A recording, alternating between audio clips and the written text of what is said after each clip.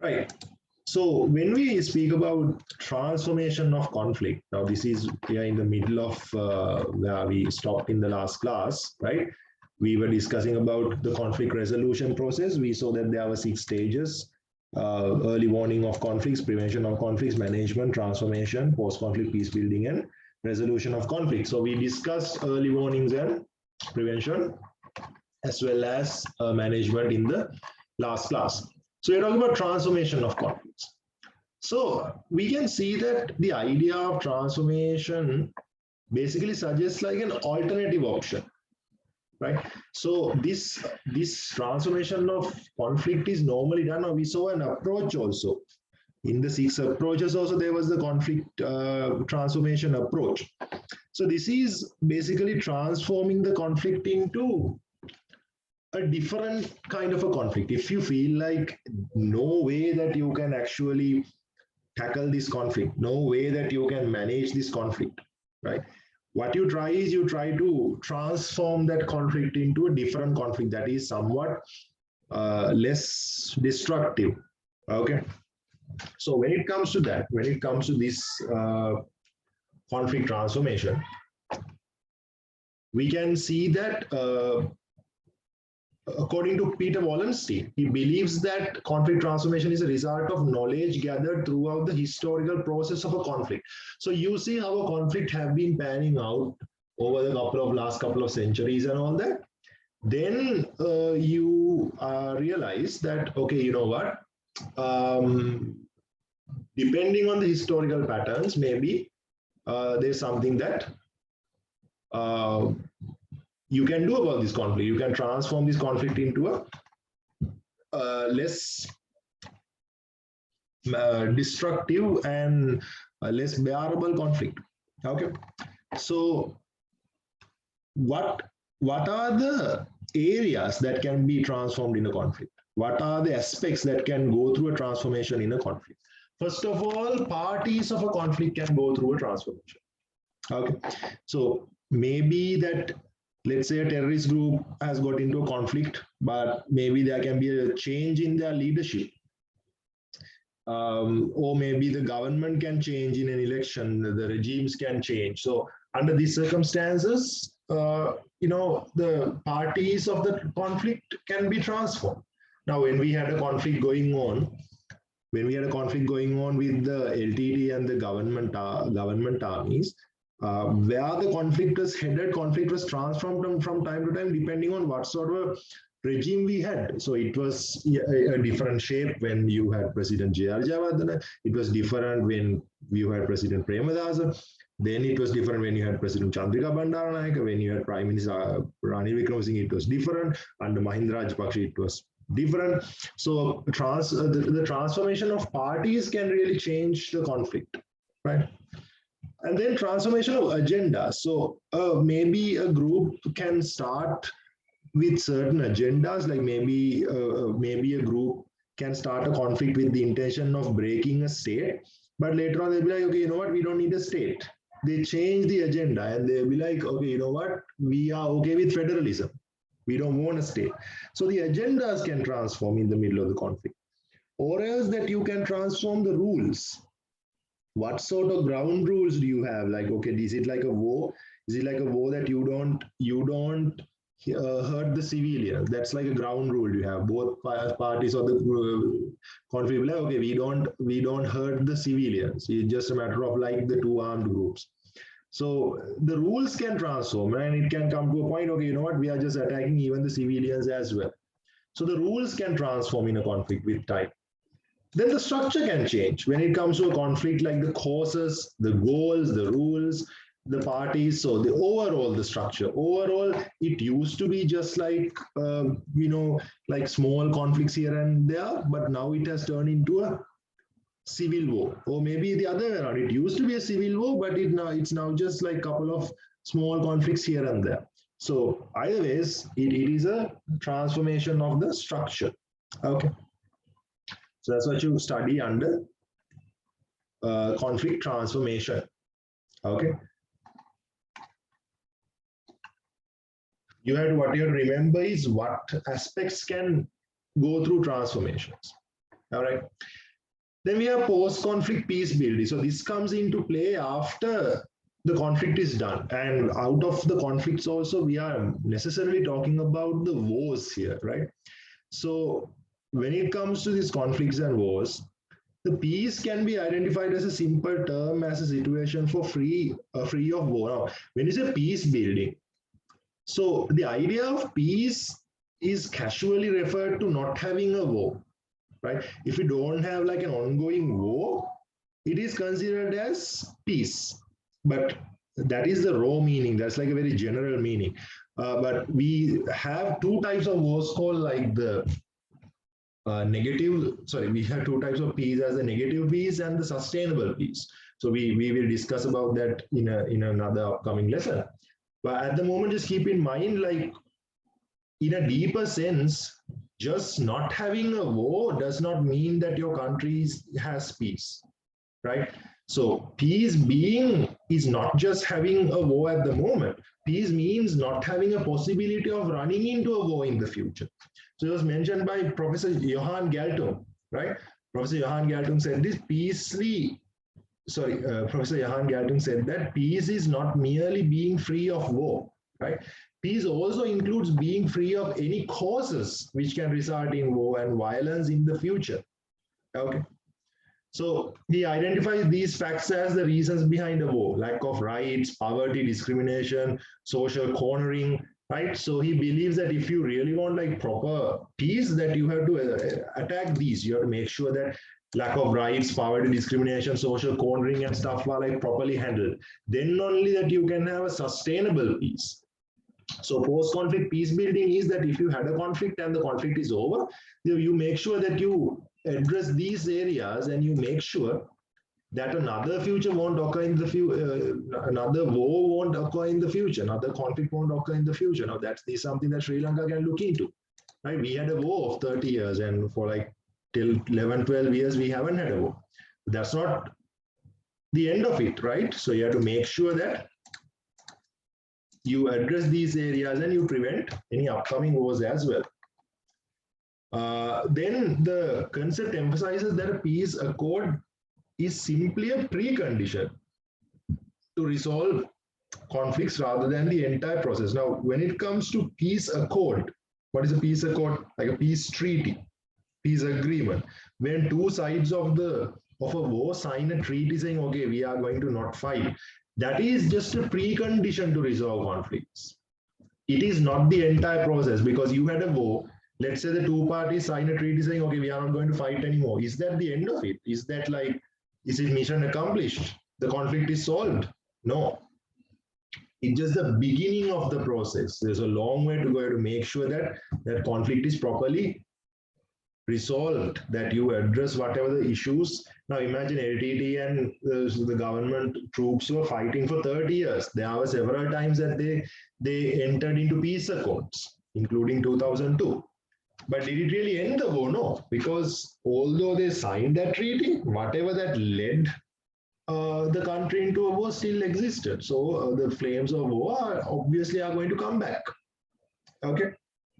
So you have to make sure that you try things like these economic, political, social reforms like rehabilitation, reconstruction of physical property, relocation of displaced people, ensuring equality and justice, improving reconciliation among ethnicities. You have to do all those things, and all those things just followed by the peace accord. Peace accord is just the beginning.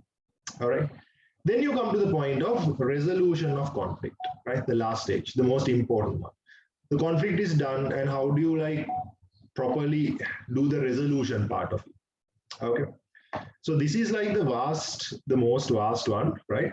And we actually have the next lesson called means of conflict resolution, where we will look into what are the ways that you can get into conflict resolution.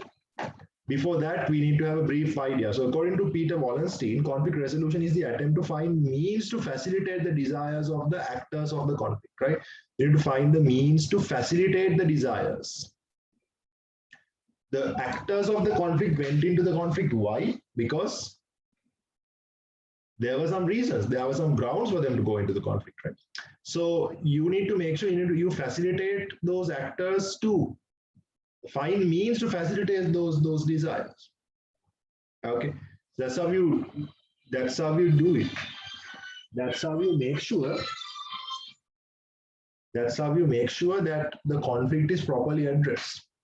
That's how you make sure that another conflict won't occur on the same basis, right? By finding means to facilitate the desires of the actors of the conflict, right? And that is conflict resolution. When you find means to facilitate those desires, those actors don't have a reason to go back to a conflict. Okay. So it is important to make sure another conflict won't occur on the same basis. So what are the two types of challenges that you normally meet? You have long-term and medium-term challenges, and you have short-term challenges.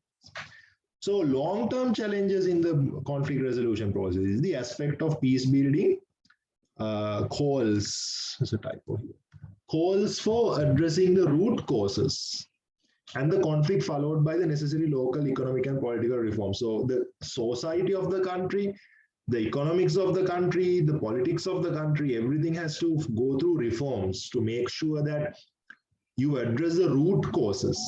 Why did a conflict happen in your country? There are social, economic, political reasons. You need to address all of that, right? When you go, those are the long-term and medium-term challenges. But short-term challenges, there are immediate challenges the moment you start off, right? So the conclusion of a war can happen with a peace treaty, right? As we mentioned before, that's just the beginning of the peace process, right? Just signing a peace treaty is not the end of it. It is necessary to address the humanitarian and social consequences of the conflict, right? So a conflict is not something that is very pleasant. You obviously have bloodshed, people have died, people have got wounded, right? So you have to address all of that. So this includes resettlement and rehabilitation of displaced citizens and the victims of the conflict. So you have to make sure that you do the proper resettlements, you rehabilitate the displaced citizens, you rehabilitate the combatants, the ones who are arrested, the ones who fought. You can't just execute all of them who fought in the war. You have to rebuild the communities, you have to address the human rights violations. So these are the short-term challenges, and currently even Sri Lanka is struggling with that, right? Which is why still at some points the two ethnicities, Sinhalese and Tamils, don't get along, right? With this whole ideas of like human rights violation, accusations and all that. So these are the short-term challenges you have. All right. Then after that, we'll see, now that we talked about conflict resolution as the last step of the conflict resolution process, what are the means? Of course, there are four means that we will talk about: negotiation, mediation, peace agreement, and peace building. Before that, we have to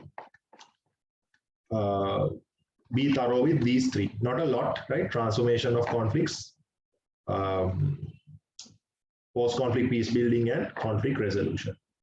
Right, okay. Rashid, please put the note back up.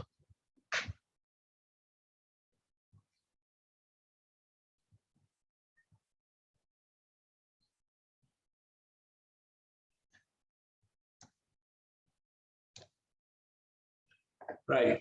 Ishma, can you read? Okay. 4, 5, and 6. Transformation of conflict. The idea of conflict transformation was suggested as an alternative option for the approach of conflict resolution. Although conflict resolution focuses on the final goal that can be achieved by the parties of the conflict transformation focuses on transforming the content of a conflict. According to this, conflicts are identified as something that cannot be concluded through a peace accord or the victory of one person. Therefore, the conflict can only be concluded by transforming the nature, desires, and motives of the conflict by the conflict itself. Conflict is a process that is aggressive and revolutionary. Therefore, the nature, desires of the parties, potential targets change from time to time. These changes are known as transformation. In this approach, what should be done is closely studying the transformations in order to identify the most suitable opportunity to make involvements and manage the conflict. This observation should be done throughout the conflict rather than focusing on one instance of the conflict. According to Peter Wallenstein, conflict transformation is a result of the knowledge gathered throughout the historical process of a conflict. This means that the parties of a conflict learn lessons from the conflict itself, which transforms their desires to the point to conclude the conflict. Therefore, transformation of conflicts can be applied as an effective way of conflict resolution. There are various ways for conflict transformation to happen. Transformation of parties. When a conflict occurs within a society for a long time, it is possible for the parties of the conflict to go through transformations over their attitudes and desires. Example, a terrorist group of a conflict may go through a change of leadership, or a government can change through a shift of regimes, etc. Under these circumstances, the attitudes shown by the parties towards the conflict can transform along the parties. Transformation of agendas. Every conflict is started with parties having their own agendas. Each party expects to fulfill their own agendas. Each party expects to fulfill their agendas through the conflict. However, with time, the parties may change their agendas.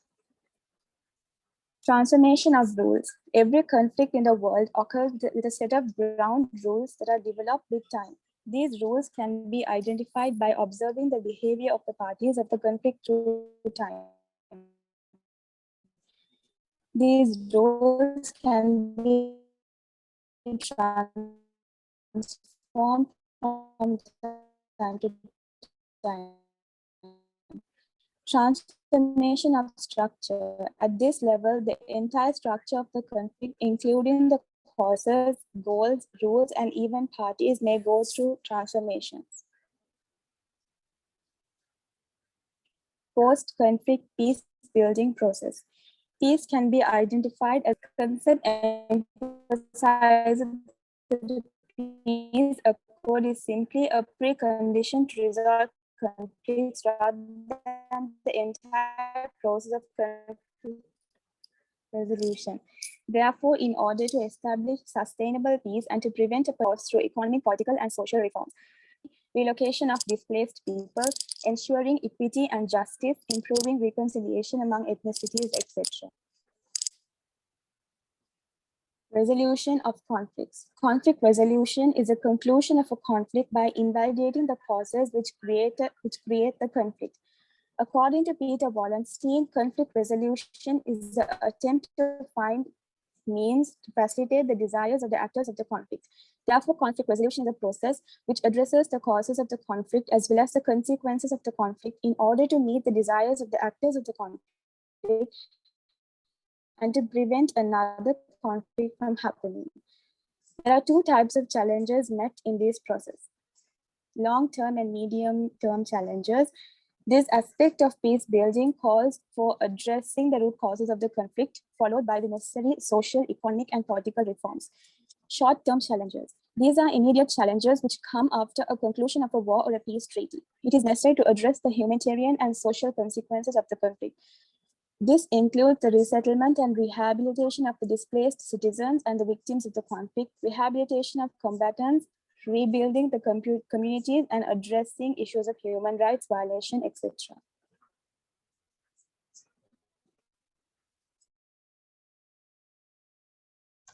Right, you all know what to do, right? Take a couple of minutes, right? Please make a small short note of those three, and then we can study about the means of conflict resolution, and then sustainable peace, and then reconciliation, and we can finish this unit today, right? All right.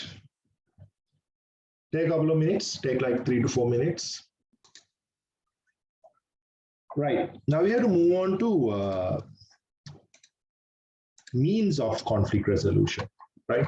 So we saw the 6th step of the conflict resolution process was conflict resolution. Now let's see what are the means that you can follow, right? What are the methods that you can follow? First, you can follow negotiation. Then you can follow mediation. Then peace agreement, then peace building. The easiest way to remember this is remembering them as pairs. Pair, two pairs. Okay. Negotiation, mediation are kind of similar. Peace agreement, peace building are kind of similar. What is negotiation?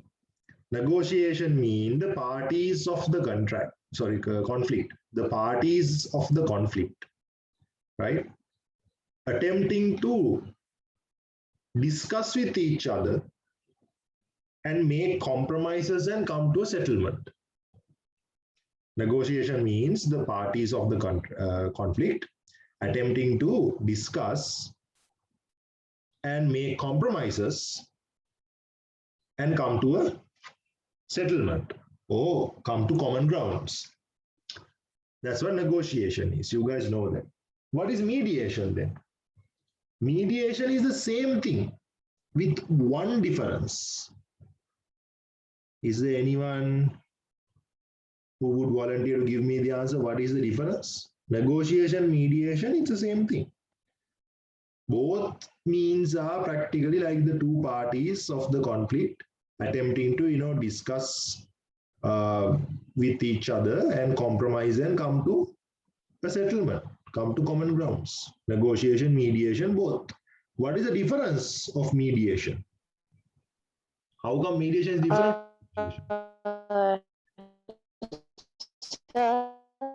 Can you say that mediation has an interference? Yes, correct. Correct. That's the answer. Right? In mediation, you have a third party involved. There is a third party involved in a mediation, right? Negotiation is done by the two parties of the conflict themselves. Two people fight and then two people will be like, okay, let's come to a deal. Let's cut a deal. Mediation means that two people are fighting and a third person comes and be like, okay, stop fighting, stop fighting. Let's see what can be done. Right now in Sri Lanka, when LTT and the government were fighting, several times we attempted to try to negotiate, like the LTT and the government army attempted negotiating several times. Okay. Then mediation was also there. The Norwegians came to Sri Lanka and they attempted to address the conflict of Sri Lanka through mediation. All right. That's the difference. Same process. In mediation, you have a third party, the third party involvement. So mediation is a little more successful because the third party is unbiased. Because of that, like otherwise, when the two parties try to negotiate, they offend each other, right? They offend each other. But when you tell that to a neutral third party, it's easier to negotiate through a mediator, right? Peace agreement and peace building, you all know. Peace agreement is signing a treaty, right? Agreeing to stop fighting. And you guys know that's just the beginning. So third one, peace agreement is like the least effective mean of conflict resolution because it's simply the beginning of peace building, right? So once you sign a peace treaty, once you have a peace agreement, then starts peace building, right? The long-term peace building and short-term peace building, right? So let's look into that, how it works. Okay. Right. So as usual, we'll read this part as well. Let's get someone else to read. Hasn't read thus far. Nashita, will you be able to read? Does your mic work? Are you fit enough to read? No? All right.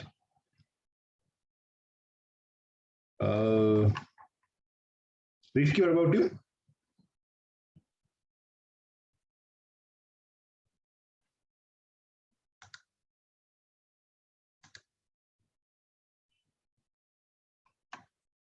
Your mic doesn't work either, Shainza?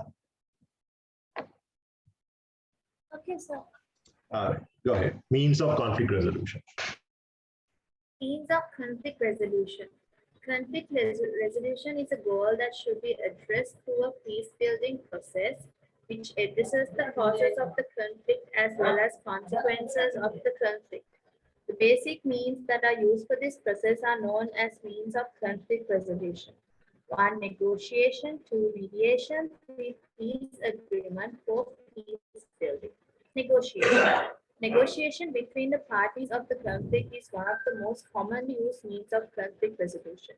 The book Getting to Say Yes by Roger Fisher and William Ury defines negotiation as a basic mean of getting what you want from other through a back and forth communication designed to reach an agreement when you and the other side have a shared interest. Negotiation is basically a process of talking or discussions. In these discussions, parties try to arrive to a mutually acceptable shared stand on the issue at dispute. Negotiation is a concept which humans are familiar with in their day-to-day lives within personal relationships as well as professional relationships. Therefore, following negotiation as a mean of conflict resolution is quite effective. Following elements can be identified behind the consideration of negotiation following a conflict. Parties realizing that a one-sided process would not allow their desires. Parties of the conflict maturing. Parties of the conflict deciding to take the benefit of a landmark turning point of the conflict. Influencing, guiding, or forcing by external parties. Okay, There are three. hold on, Shaz. Thank you. Now, you need to understand this couple of elements behind the consideration of a conflict. Why would you go into a negotiation after fighting a conflict for so long, right? These are the reasons parties in a conflict to consider getting into a negotiation. First, when parties realize that one-sided process would not allow their desires, they realize, okay, you know what? If we try to go it like very one-sided, self-centered in a way, we're not going to get it. Also, when they mature, let's say if it was like a youth group that was fighting, and when they grow in age, they realize, you know what, violence is not the answer. Parties of the conflict decide to take the benefit of a landmark turning point of the conflict. Like when you realize that you have the upper hand, you sort of like twist the hand of the other party and get them to negotiate. That also happens, right? After the World War ended, how the Allies got Germany to sign the Treaty of Versailles, right? Like that. So when you sign a negotiation like that, it's not very successful because the terms are very suppressive. The winner, sort of like whoever has the upper hand, uses that to their advantage. Then influencing, guiding, or forcing by an external party, right? So when external parties sort of like get involved, they can force, they can guide, they can influence the parties of the conflict into consider negotiation, right? So there are three types of negotiation. Problem solving negotiation. What does this mean? The intention of the negotiation is to solve the problem. Simple as that. Okay. So the solution that is given by the negotiation is focused on satisfying both parties of the conflict. Okay. So when something like this happens, parties of the conflict can jointly work together and resolve the root cause of the conflict. So this is like a win-win situation, right? Because you try to solve the problem by assuring all the parties are happy, right? Then secondly, you have contending negotiation, right? So this is the exact opposite. This is the exact opposite of the problem-solving negotiation. This is the one-party negotiation we talked about, right? So when in a conflict, when one side is very weak and the other side has the upper hand, what they do is they sort of like force their terms and they go into a negotiation with your upper hand. So in that, compromises don't come from both sides. One side has to compromise. One side has to compromise and the other side does not. So whoever has the upper hand expects the other party, the loser, to be all flexible and completely compromise whatever that they have to do. Okay. Then yielding negotiation. So in this, what happens is that both parties sort of realize that they are sort of like in a bad point, like, maybe like a mutually hurting stalemate, right? So, so they sort of like start being flexible from their end. Okay. So this means that the negotiation starts like one side being like, okay, you know what, I have decided not to fight. I have decided to give you a friendly hand. So you start negotiating from your end instead of like expecting the other. It's like, okay, I am not going to fight. I am going to just stop and I am ready to compromise from my end. Taking the initiative from your side. But you have to keep in mind, you should not overdo that, right? Because if you overdo this, the other party may recognize that as a weakness. Okay. Then they are going to sort of take advantage of that, and it's going to be like very dissatisfying to that party who started the negotiation. So if you're going to yield in negotiation, it should be done up to a certain extent. Okay. So negotiation has basic rules. Assuring complete participation for all parties, to provide space for parties to present the ideas and suggestions. If you are having the negotiation table, should be open for all the parties of the conflict. One party can't sit and take the decision and just go ahead. Every party receiving an uninterrupted attention for their expression. You shouldn't cut them out when they're explaining their problems. You start speaking to me, say, okay, enough, we heard enough. Okay, this is the deal. No, you give them uninterrupted attention. Speak out, speak your heart out, tell everything that you have to tell, right? The liberty to provide ideas and suggestions without facing aggression or humor. Okay, so you have to provide ideas and suggestions. People should not laugh at you. People should not get offended at you, right? Just because you are providing suggestions. Then the assurance of confidential details remaining confidential agendas and time frames being compatible with every party. So the confidential details should remain confidential. Okay. Agendas and time frames should be compatible with all parties. Like, okay, you know what, this works for us. Let's go ahead with that. No. It should be compatible with the other party as well. You be like, okay, we have 6 months. Let's relocate everyone displaced.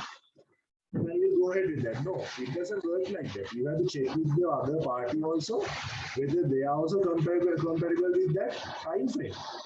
Also, you have to make sure that they remain confidential, details remain confidential. Okay. Then equal dedication from every party. Equal dedication from every party. That is also important. Every party has to have the same level of dedication in the negotiation. Only one side wanting negotiation, other side not caring that much doesn't work. Right? Protection and impartiality of accommodators, such as respecting each other's and not taking unfair advantages during the negotiation. This was a problem with the LTT and the government peace talks, because whenever LTT and government tried peace talks, LTT, what they did was they brought in more weapons, they trained more soldiers, right? They used whatever that break to make their organization even more stronger. So they took advantage of those negotiation periods that they had. Okay. Right. Shaisa, please continue from the 3 types. There are 3 types of negotiations. 1. Problem-solving negotiation. In this method, the basic motive is to resolve the problems that cause the conflict. Such solutions should be equally satisfying for both parties of the conflict. Under this, parties of the conflict can jointly work together to resolve the root cause of the conflict. 2. Contending negotiation. This is the opposite of the problem-solving negotiation, as in this one party constantly imposes its position over the other party, which means parties are not willing to be flexible while expecting the flexibility and the compromises from the other party.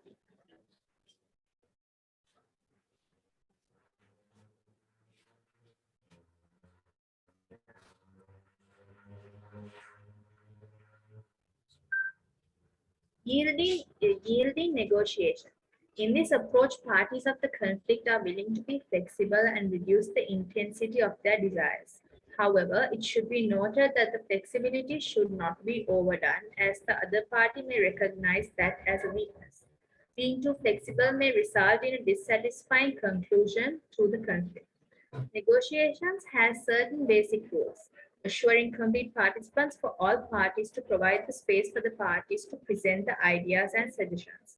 Every part receiving in an uninterrupted attention for the expression.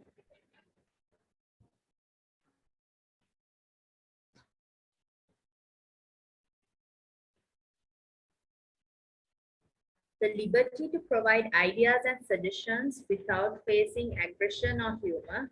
The assurance of confidential details remaining confidential, agendas and time frames being compatible with every party. Equal dedication from every party. Protection and impartiality of accommodators, such as respecting each other and not taking unfair advantages during the negotiation.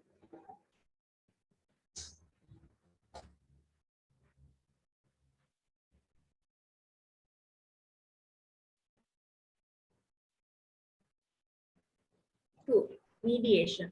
The basic idea of mediation is the third party involvement, the conflict resolution process. In other words, it is similar to negotiation, but it is done by a third party. This means a neutral third party that has no connection to the conflict or parties make involvements to start negotiation between the parties. According to Professor Christopher Mitchell, mediation is done by the third party to resolve conflict or at least minimize the destruction of one. Therefore, mediation can be identified as a third party attempting to solve the conflict with a satisfying conclusion for both parties. Mediation is a series of activities rather than a solitary act. This process includes following.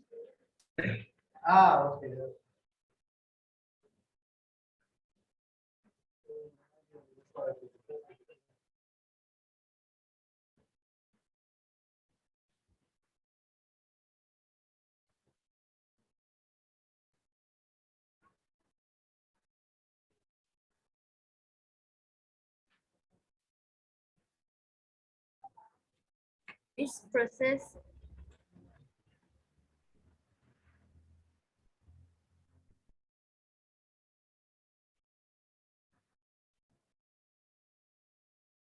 This process includes following activities: acting as a messenger between the parties of the conflict, assisting the parties of the conflict to have a constructive communication, assisting the parties to consider alternative solutions for the conflict, fulfilling the duty of bringing the parties to the negotiation table and chairing them, assisting the parties to resolve issues that occur during the negotiation, acting as a spokesperson for the parties, assisting the drafting process of peace agreements, providing assistance if parties ask. Right, okay. Now we have mediation. Okay.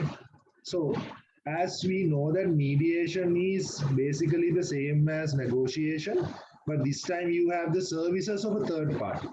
So the important name you need to remember is Professor Christopher Mitchell, this person, right? He's a master in mediation, right? So this is basically negotiation, but it is done by a third party. Okay. So you need a neutral third party, unbiased third party that has no connection to the conflict. Okay. So then only that unbiasedness like properly gives you the chance, right? So according to Professor Christopher Mitchell, the mediation is done by a third party to resolve a conflict, at least to minimize, right? Either to resolve a conflict or at least to minimize the destruction of a conflict, right? So mediation is done either to resolve a conflict, or sometimes it is done to minimize the destruction. Could be either, right? So mediation is basically a third party attempting to solve a conflict with a satisfying ending to both parties involved in the conflict. Okay, right. So these are the, now when it comes to mediation, it's not a solitary act. Okay, it is rather a set of activities. So you have to act as a messenger between the parties of the conflict. He said this, what do you say? And he said this, what do you say? You have to be the messenger that carries the communication between the two parties.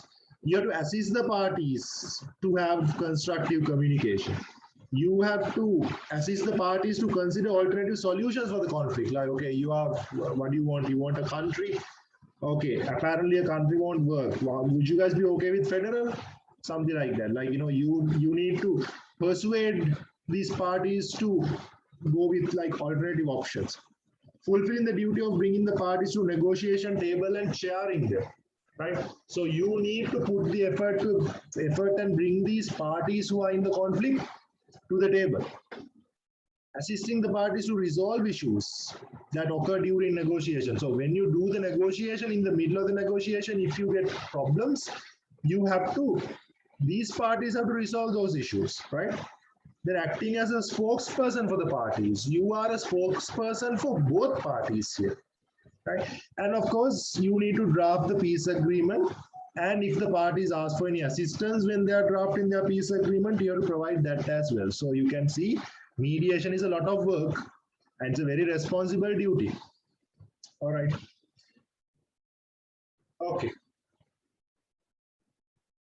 Then peace agreement. Right, Shaiza, why don't you read this also? Peace agreements. When an interstate conflict or an intrastate conflict occur, a third-party mediator attempts to negotiate as discussed before.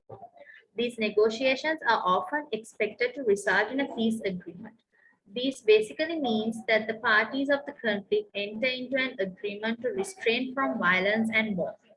The terms and conditions of this agreement are ideally decided by the mediating third party.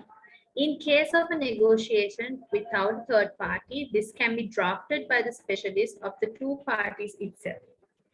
Also, it should be noted that when a conflict ends with one party winning and the other party losing, one-sided agreements can be signed.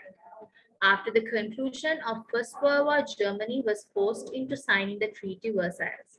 These one-sided agreements are not considered as peace agreements.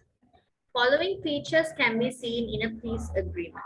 Both parties agreeing to suspend or conclude the conflict, including certain promises that should be followed solely and mutually as conditions of the agreement.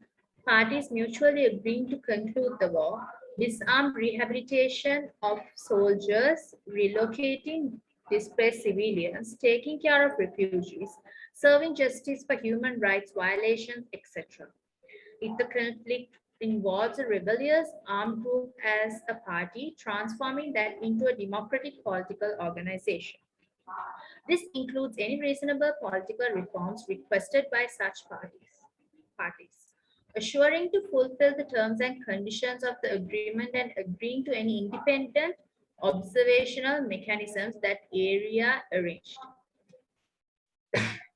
Right. So what does it say? When it comes to peace argument, so this is basically a mediator attempting to negotiate the situation, right? So you get the two parties to agree in writing that you will put an end to violence and war, right? You get them to agree to restrain from violence and war. Before resolving anything, you have to stop the violence, you have to stop the bloodshed. Okay. So these are an agreement. That means there are terms and conditions, right? So they are ideally decided by the mediating third party because then they will be unbiased. But it's not impossible for you to do a negotiation, and without a third party also you can come up with the terms and conditions, but it's not very successful. It's more successful when an unbiased third party decides the terms of the agreement. Okay, terms and conditions. So peace agreement is, as I told you, it's a beginning. It's a beginning of the peace building process. You just got them to stop war and violence. Okay, but that's an important step. But it's not the only step. Okay, just the first step. So, however, there are peace agreements signed one-sidedly also. Now, when you have a conflict which ends with like one party end up victorious and the other party sort of losing. Now, for example, when the First World War ended, Germany lost and they were forced into signing the Treaty of Versailles, right? So Treaty of Versailles, of course, like really put Germany down, okay? So these one-sided agreements are not really considered as peace agreements, although they used to call that. They are not considered as peace agreements. If it's a proper peace agreement, it has to be like unbiased and it has to be satisfying to both sides. Okay.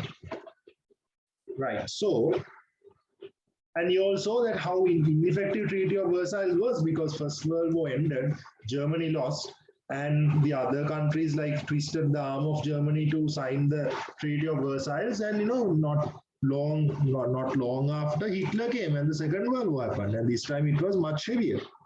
All right. So you can see these following features in a peace agreement. First of all, both parties agree to suspend the conduct. Suspend or conclude the conflict. Both parties agree either to suspend the conflict or to conclude the conflict. Both parties agree. That's the number one. Then including certain promises that should be followed solely and mutually as conditions of the agreement. They should be followed solely and sometimes mutually as the conditions of the agreement. Then parties mutually agree to conclude the war, and they will disarm their soldiers, they will rehabilitate their soldiers, they will relocate displaced civilians, they will take care of the refugees, and they will serve justice for all the human rights violations that were done. That is also part of a peace agreement. Then if the conflict involves a rebellious armed group, you can turn them into a political party and you can turn them into a democratic political organization, right? This means that it requires reasonable political reforms as well. Now we saw, other than LTT, every other Tamil armed group have turned into democratic politics. Plot, Telo, EPRLF, EPDP, everyone, right? Even JVP, which was an armed group at one point, they've turned into a democratic political party today, right? Then you have to assure that you fulfill the terms and conditions of the agreement and agree into any independent observational mechanisms in that area. That means that you put observational teams, you put supervisors who are third-party people. Now, while we had a ceasefire agreement with the LTT, there were office spaces everywhere in Sri Lanka to like observe whether the ceasefire is properly functioning, right? So just signing a peace agreement is not enough. You have to put those observational checkpoints as well.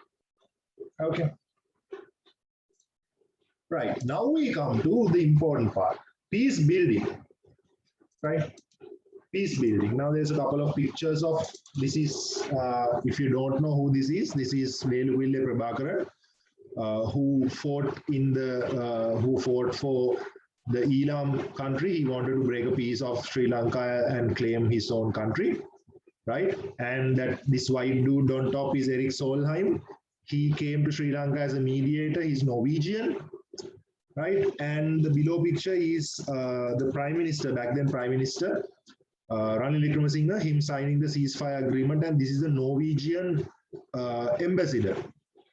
The Norwegian ambassador, and this is them signing the ceasefire. So this is the time that Sri Lanka signed a peace agreement, and that we went into the peace building process. Okay. So as we saw before, peace agreement does not necessarily mean peace building. Okay, it is merely the first step, which has a long process. Okay, so peace building is in fact a transformation process. Okay, so there are two challenges as we saw. First of all, you have to assure the agreement of terms of the agreement are properly and comprehensively implemented by all parties. You started off by signing an agreement. So the first challenge you have is you have to make sure both parties, all parties, protect and they keep their word and they stick to the terms of the agreement. Secondly, you have to handle the risk of a war and violence returning in case of the agreement is not properly followed. This is what happened in Sri Lanka, right? The ceasefire agreement which existed from 2002, which was signed this day in 2002, it existed in 2009. During that 7 years, LTT had violated that ceasefire agreement 2,700 times. Okay, within 7 years, they violated that They broke the terms, they broke that ceasefire agreement 2,700 times. Okay, so much so that in the end the Sri Lankan government was like, okay, what we are just going to revoke this ceasefire, and they also went into the war, and you guys know how the war ended. So what happens is that if you don't necessarily assure that all the parties properly and comprehensively follow these terms of this agreement, they are going to give up on that peace agreement, and the risk of the war and violence are simply going to return. And you guys know another war simply occurred by 2006, right, which ended in 2009. That's a different story, but it could have gone longer and could have taken more lives. All right. So peace building part, that we have a separate lesson, because peace building, we are just taking a brief introduction here, and we have a separate lesson on that. So we'll go through that. And we are moving on to the last part of this unit. Okay, Shaiza, please read this also, peace building. Peace building. Peace agreement does not necessarily mean peace building. A peace agreement is merely the first step of a long-term peace building process. Therefore, peace building is a transformation process. This process is generally met with two main challenges. One, assuring the terms of the agreement are properly and comprehensively implemented by all parties. Two, handling the risk of war and violence returning in case the agreement is not properly followed.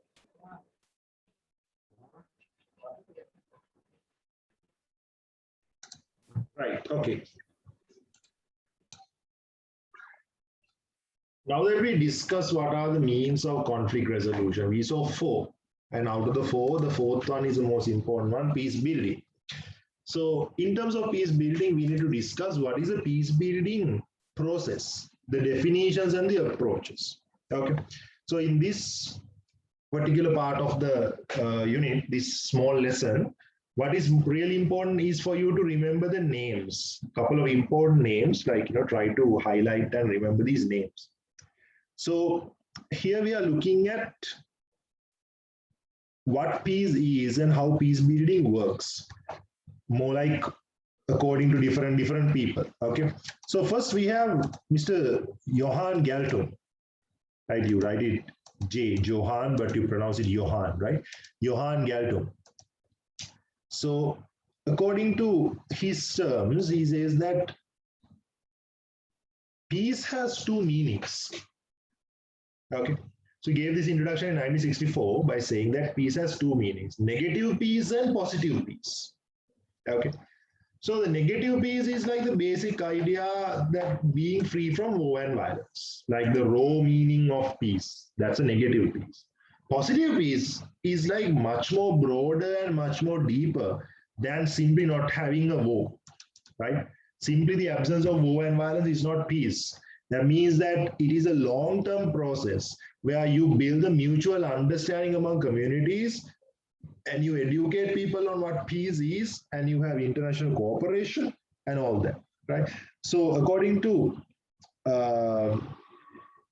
Galtung, this is how he puts it. Johan Galtung says, like, positive peace is closing the door for structural violence. He puts it in a very poetic way, right? It's closing the door for structural violence. That's how he puts it. If you want to talk about positive peace, all right? Then although negative peace, the negative peace can be achieved by a simple peace agreement, like by establishing peace. Positive peace is much more complex than that. Negative peace is simply putting a lid on war and violence, right? Restraining war and violence. Yes, you sign a peace treaty, that's it. But positive peace means like building that mutual understanding among communities and educating people and making sure it doesn't happen in the future, taking long-term steps, and closing the door for structural violence is a much more complex task. Okay, so moving on from Professor Galtung's moves, right? Then there is another person called Brutus Gali, right? That's literally his name, Brutus Gali, right? He was the General Secretary of the UN in the early 90s. Okay, he was from Egypt, I think. Okay, So Brutus Gali, that he had written a couple of articles where he talked about the importance of the sustainable peace, right? And there's another professor, John Paul Lederach, right? John Paul Lederach also emphasized the importance of sustainable peace, right? Rather than going with negative peace, it's just like just not having war and violence. These two also talked about the importance of sustainable peace, having like a long-lasting, sustainable, more solid version of peace. Okay, so the three names you need to remember is Johann Galtung, Professor Johann Galtung, and Brutus Gali, and Professor John Paul Lederach. And what they said sounded very similar. These are the three people. There's John Galtung, Professor Johann Galtung. There's Brutus Gali, who used to be UN General Secretary. You can see the UN flag behind. And John Paul Lederach, he's also another political scientist. All right. That is pretty much it. But there's a lot of details. Although the short note is small and there's nothing much to be explained, this note has a lot of details about like names and all that, which you all have to be very thorough with. Okay. Then let's read this part. I'll get someone to read. Afra, does your mic work?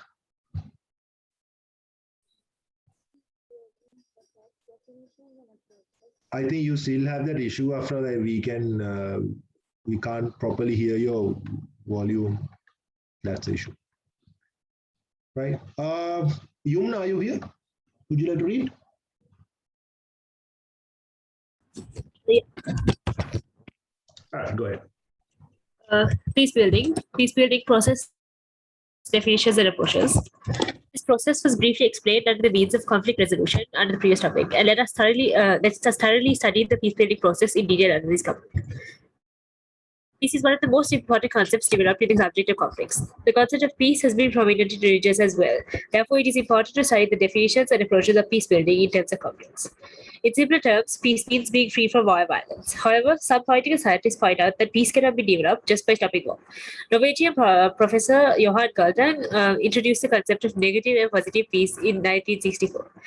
1. Negative peace. This is basically means the condition of peace in simply the absence of war and violence. 2. Positive peace. This definition is much broader than the mere absence of war and violence. It includes a long-term process of building mutual understanding among communities, peace, education, international cooperation, etc. According to Galtung's positive peace is closing the door for structural violence.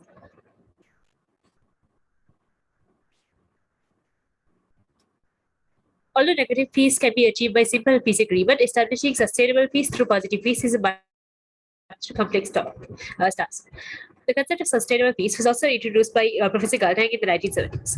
The basic idea of sustainable peace is that establishing peace in a way that sustains itself to survive without losing the potential over a long period of time. According to Galtung, the proper peace building includes positive peace building and sustainable peace building. In addition to Galtung's work, the ideologies developed by Boutros Ghali, former Secretary General of the UN, and Professor John Paul Lederach was also considered to be important. In 1992, Ghali defined peace building as an action to identify and support structures which will attempt to strengthen and solidify peace in order to avoid relapsing into conflict. This includes a range of measures targeted to reduce the risk of lapsing or relapsing into the conflict by strengthening national capacities for all levels of conflict management. Also, peace-building strategies must be coherent and must be tailored to the specific needs of country. This definition was given in his document An Agenda for Peace. According to Professor J.P. Lederach, building peace means building sustainable peace in societies where protracted violent conflicts have occurred. This can only be achieved by grassroots level peace building with ordinary people. This includes the roles of citizens, civil society, and NGOs.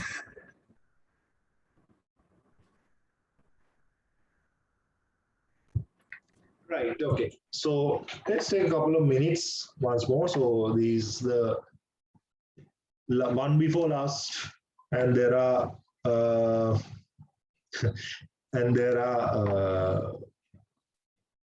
nothing. There aren't much left after this, right? So quickly make a short note. I think like around 2 minutes will be enough. about peace building process, I think what you practically have to mention here is what Professor Johan Galton says about negative peace and positive peace, and what Brutus Gali and John Paul Ledrek, JP Ledrek have to mention about the importance of long-lasting, sustainable peace. Okay. Right. 2 minutes, and then we are moving on to the most emotional part of this lesson, most relatable part, as well as the final part of this unit. Okay. Right.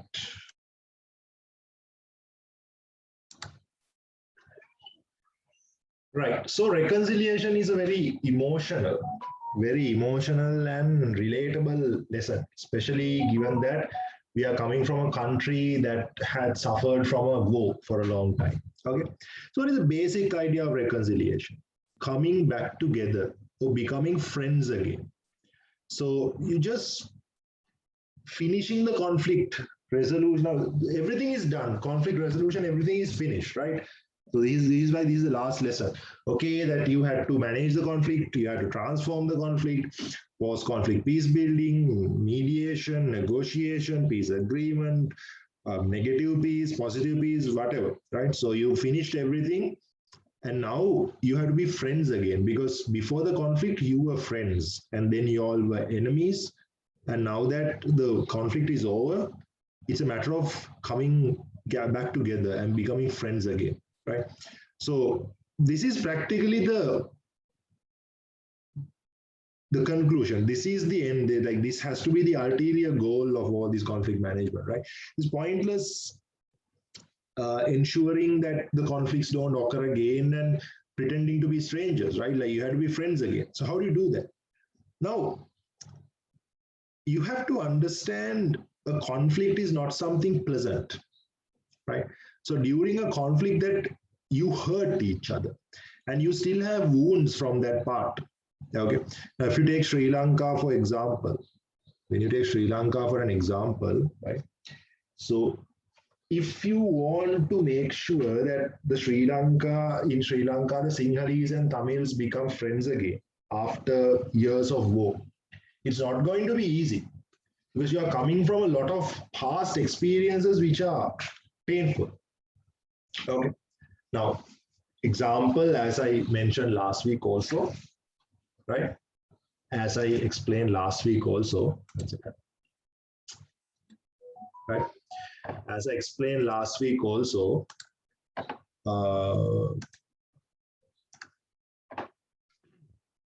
when it comes to a conflict, especially like the war, right?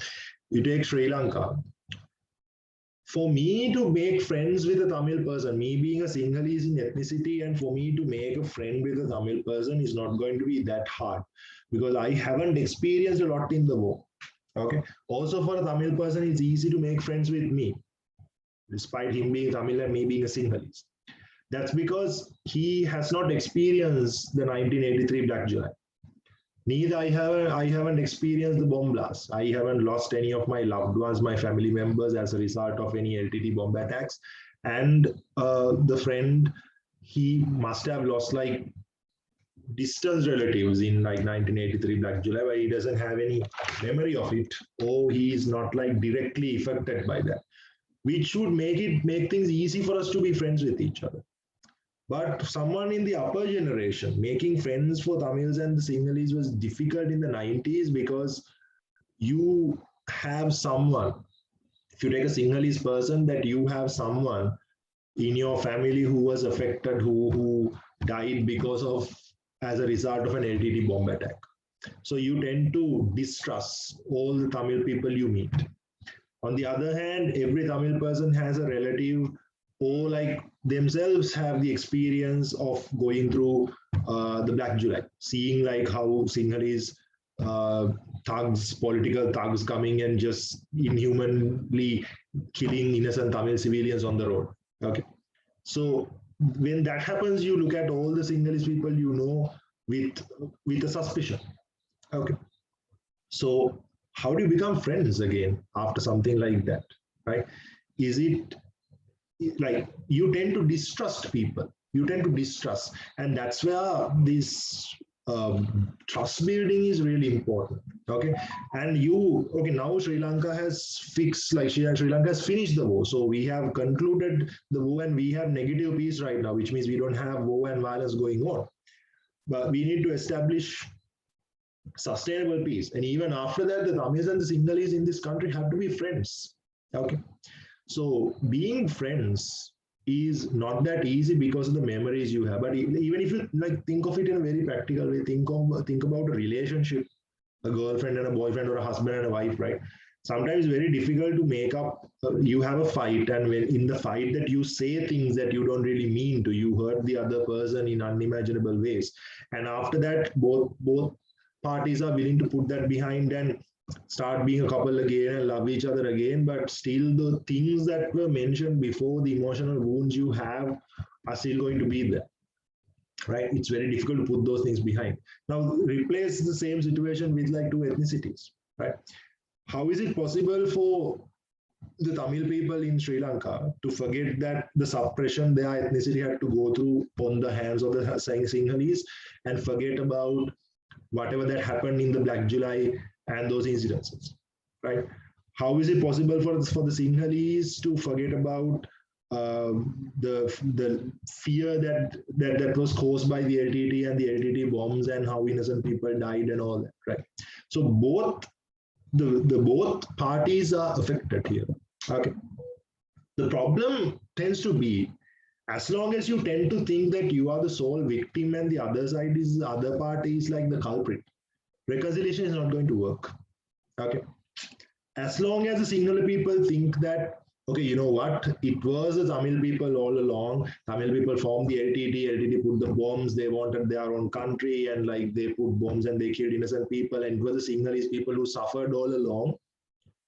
And as long as Tamil people think, it was the Sinhalese people all along who suppressed us, who pushed us to asking a different country, and who went through the Black July and killed all these innocent Tamil people on the roads, and we were the victim all along, and the Sinhalese are the culprit, it's not going to work. Reconciliation is not going to work, right? If you want reconciliation to work, everyone has to own up to their mistakes mutually, and you have to forgive each other, and you have to apologize to each other, right? The day the Sinhala ethnicity would come to the point that we suppressed your ethnicity, Tamil people, we took your language rights, we took your cultural rights, we suppressed your ethnicity, and we pushed you all to serious political measures, and that we acted very human. Some of us acted very human, very inhuman during the Black July time, killing innocent Tamil people, and we are sorry for that, right? And we expect an apology for what the LTT and whoever had guns in their hands, the Tamil people who had guns in their hand, what they put us through as well. And the day Tamil people say that, yes, some of us went up to the extent of taking arms and they put bombs, they killed innocent people, they killed political leaders, they killed school children, right? And all that, and we apologize the Sinhala people for that. So whatever you have to go through, right? And we do expect an apology for whatever the suppression that we had to go through in the hands of you, right? So the day both Sinhalese and the Tamils willing to accept what they did wrong from their end and forgive the other party for what they've done, right? It is not going to work, reconciliation. So this is a very emotional process which has a lot of emotions involved, and most of the times that you don't really get it. That's the issue. Because we try to create reconciliation with political moves all the time. We try to do it politically, but what we don't understand is it's emotional. Now you can see, comparing to all the lessons we covered, everything was very much theory, but here it's very relatable and it's very emotional. Okay. In fact, like I can talk about the Muslim problem also, like the Zaran and all those people coming, and then the Islamophobia coming, and the racism against the Muslim people going on social media and all that. Right? I'm just choosing the Sinhala Tamil conflict because it has a longer history and it actually caused a civil war.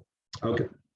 So us trying to bring the Sinhalese and the Tamil people together through political reforms is not going to work, because first you have to help people in a psychological level, right?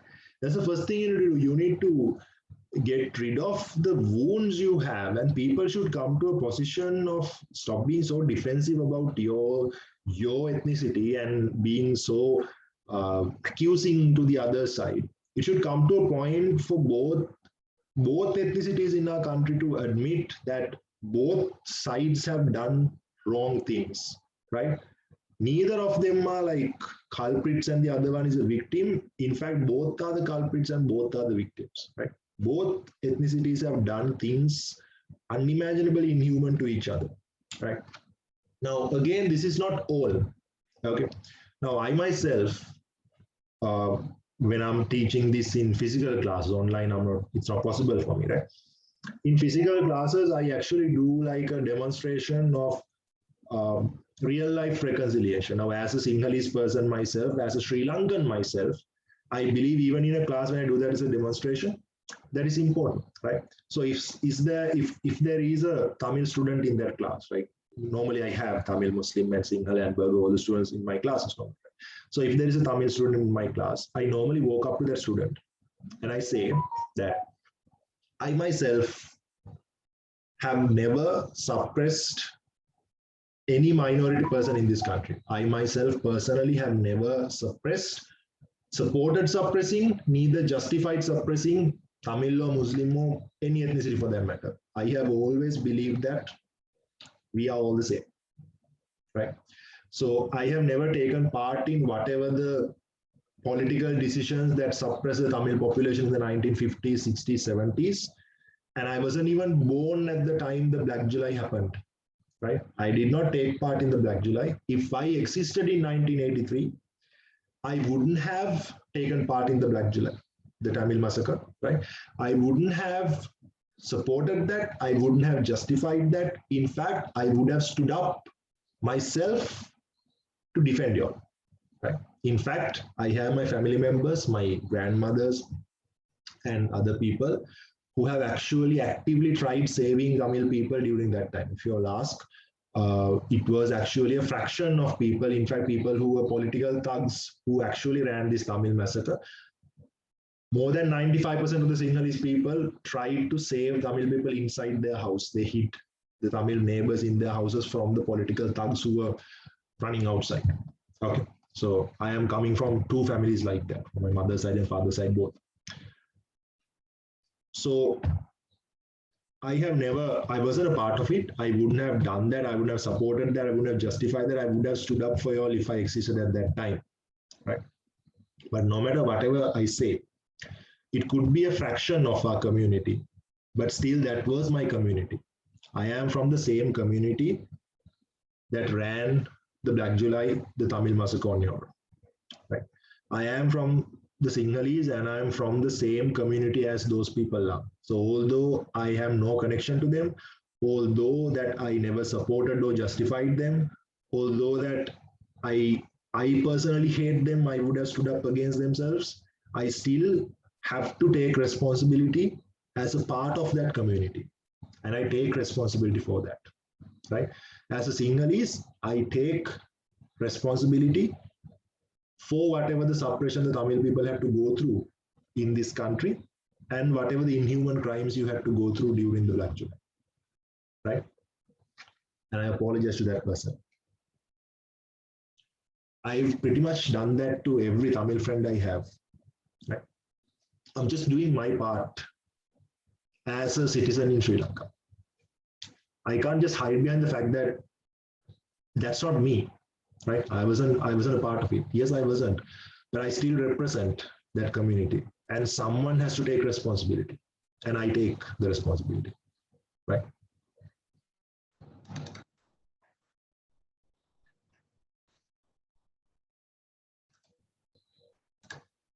Right. Sorry, I think connection issue, right?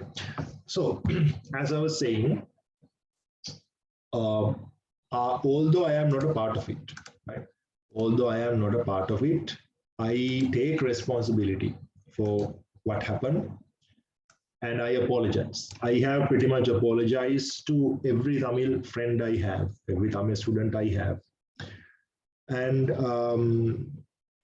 I say I'm sorry. I am sorry for what your community had to go through. I apologize for that, right? So when that happens from the other side, and I actually get the response saying that I am a Tamil person, but I was never a part of the LTT, neither any of my relatives, and I never supported or justified what the LTT did. And that is also a fraction of our community. But just like you said, that although whatever said and done, that I am from the same community, so I take full responsibility for whatever that your community had to go through, and I also apologize, right? So that actually has an impact. That actually has a big impact. Okay. So healing comes from apologizing. Now there is a country called South Africa, if you all know, right? They also had the same problem. They also had the same problem among the blacks and whites. Okay, so it wasn't a case like ours, at least. Like in that country, it could be clearly identified who's the culprit and who's the victim was, right? So in that country, that was basically white people running a massacre on Tamil people, sorry, black people, right? So in South Africa, it's not even like a case like ours, where mutually things were done from both ends.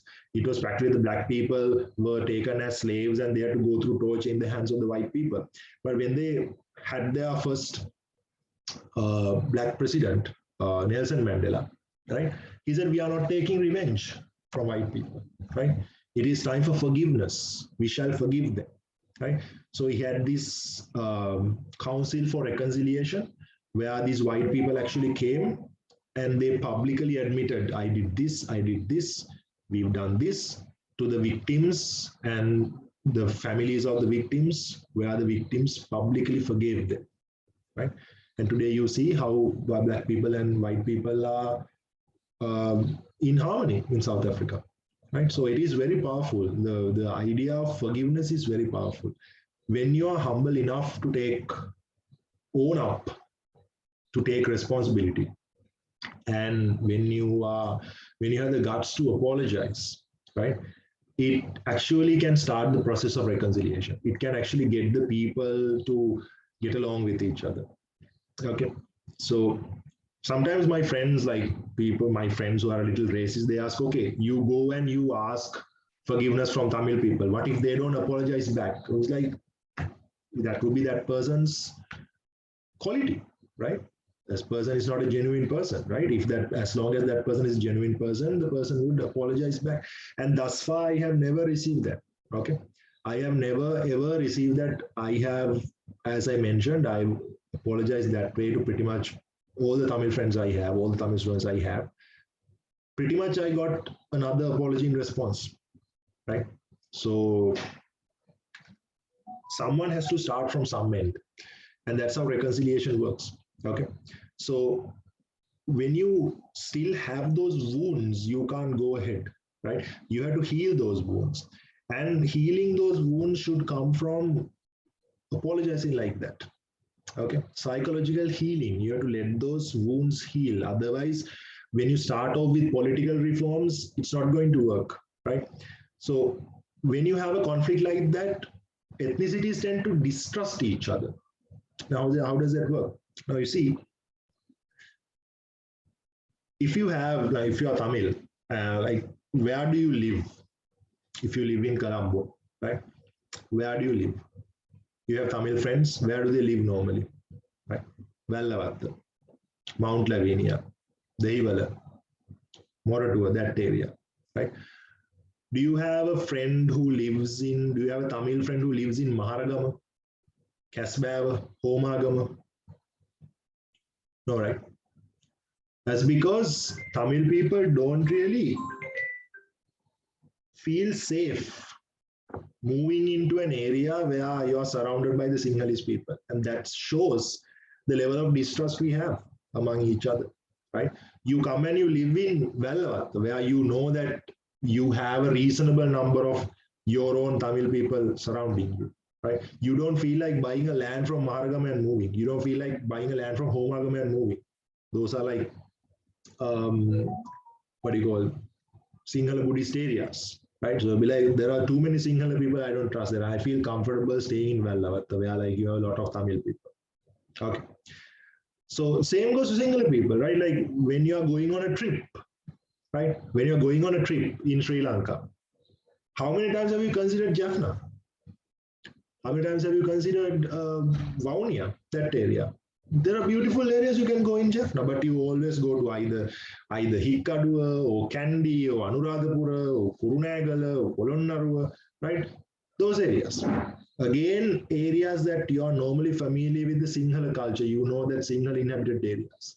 You don't go a trip to Jaffna, right? Why is that? Because you are not comfortable going to an area where they speak Tamil and like you have a lot of Tamil people. So the communities don't trust each other. If we trust each other, the Tamil person moving from Jaffna would come and stay in Maharagama, not a problem. Why do you always look for a land in Vellavatta? That means like if Sinhala, bunch of Sinhala friends, they want to go on a trip, they would, okay, why don't we go to Jaffna, right? That idea should come off the top of your head, right? If we get along properly, if we consider each other as citizens of this country, right? So this shows that you need the psychological healing first, then you need the social steps, social healing, then you need the political healing. Those are the three steps. You need psychological steps, you need social steps, then you need the political steps, right? Most of the times reconciliation don't work because you sort of get that wrong and you don't understand how to go ahead, right? You pick from the wrong end. That's where you normally get things wrong.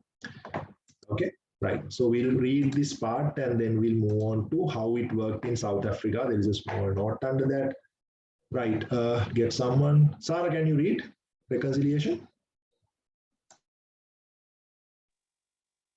Reconciliation. The basic idea of reconciliation is coming back together or becoming friends again. This can be identified as one of the major instances in the peace-building agenda. The parties of a conflict coming back together or becoming friends following a dispute or a conflict is a huge step. In order to achieve this feat, it is necessary to address the reason which broke down the friendly relations between the two parties. This is particularly necessary for societies that have had civil wars and violence for an extended period of time. Such communities are severely divided due to past experiences. Reconciliation in such communities requires a process of participation of all citizens where people can abandon the past mistrust, enmity, and suspicion in order to build new relations of friendship, trust, and mutual understanding. This is known as a healing process. Reconciliation occurs at three levels. One, psychological level. This basically means preparing people to handle their painful past in a positive manner, since it involves psychology healing process. Example, in terms of reconciling Sinhalese and Tamils in Sri Lanka, it is necessary to help Sri Lankan Tamils to handle the dark and painful memories of the 1983 Black July, as well as to help the Sinhalese to handle dark and painful memories of bomb attacks during the war period in a positive manner. Above images are simply a few examples of many dark and painful memories of Sri Lankan civil war, which Sinhalese as well as Tamil citizens of Sri Lanka have been suffering from for decades. Therefore, this first step of the reconciliation process of Sri Lanka should be the psychological recovery to help both sides of the conflict to handle these memories in a positive manner. Social level reconciliation requires a social level preparation. This includes promoting the concept of forgiveness instead of division and the concept of friendship instead of hatred. Therefore, the society should be prepared to live with empathy for each other. This is known as the process of social healing. Political level, parallel to the psychological and social healing processes, it is necessary to take necessary steps to initiate a political healing process. This includes the political reform process which addresses economic, political, and social causes behind the conflict. Right, okay. So now that you all know what reconciliation works, how reconciliation works, right? How it works in these three levels. Okay, psychological level. They help people to tackle their tears and like get through their painful memories and all that, right? So of course you see that lives were lost. Black July, Tamil people were killed, right? And the bombs being attacked, like the Tooth Relic Temple, Dardamariga, this is like the heart of the Buddhist people, right? Being attacked there, and the innocent pilgrims who came just to the temple being killed. These are very painful memories, right? First, you have to help to get through those. You need to understand all are victims here. Okay, so you get through that psychologically, you help these people to recover, and then you get the social level of like getting along, how different ethnicities, different groups get along. That's when that you don't worry if you are from a minority, you don't have to live in Vallavatta, you're okay with living in Homagama. And if you are like going on a trip, you don't mind going to Jaffna on a trip if you are a Sinhalese person, right? That's when you have that social healing and you start getting along.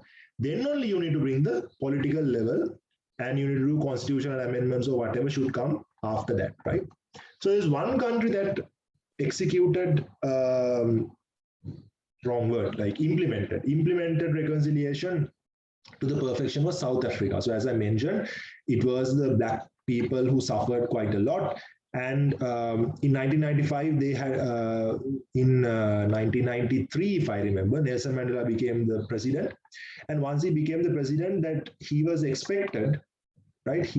Black people expected finally, since they have a black president, to punish the white people. Okay. Now there were two black people, black leaders. One was in South Africa, one was in Zimbabwe. So you guys know how the Zimbabwe black leader ended up, Robert Mugabe. He started taking the farms from the white farmers, and that he ended up making a mess. While Nelson Mandela handled the situation really well. So this was the Truth and Reconciliation Commission, healing our past. So it spells out what this is about, right? So in this, these two words are important, right? So this might come as a short question also in the exam. So there are two types of justices. One is retributive justice, other one is restorative justice. Okay. So people wanted retributive justice. What is retributive justice? It's vengeance, seeking vengeance. Eye for an eye. They took my eye, I am taking their eye. Right? Retributive justice. So it's about vengeance. So Nelson Mandela said no to retributive justice. He said no. What we want is restorative justice, right? Which comes with forgiveness. So he forgave perpetrators. Okay. And that way, they made sure South Africa was healed, as all the perpetrators came and they admitted what they did wrong and they apologized, and the victims and the families of victims forgave their perpetrators because they pursued restorative justice instead of retributive justice. Okay, it's a beautiful story of how South Africa went through the reconciliation. All right. Okay, that's the last part. Sarah, why don't you read this part as well? The South African experience of reconciliation. The ideal example for reconciliation from world history is South African experience of reconciliation following independence to battle the conflict of racism. The South African experience emphasized the reconciliation process as important features such as truth-seeking, justice, and independence are linked together. The term truth-seeking stands for a transparent process which reveals the actual facts behind the violence which occurred during a conflict. Therefore, accurate information should openly be shared with victims and their families. This is emphasized as an important step in the direction of healing. The justice refers to a process where justice is served to every victim of the conflict by discovering human rights violations done by each and every party of the conflict. The Truth and Reconciliation Commission of South Africa, established in 1995 by Nelson Mandela administration, is the most famous example for this process. It is considered as landmark in conflict management since it advanced a new approach to justice, which was known as restorative justice. This approach to justice was based on the key principle of forgiveness.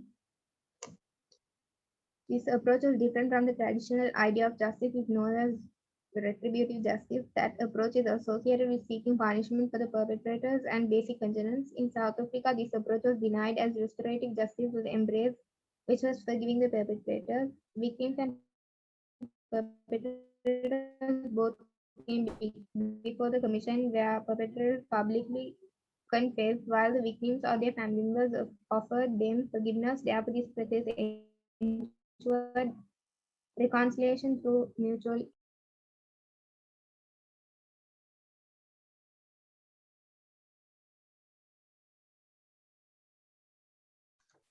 Right.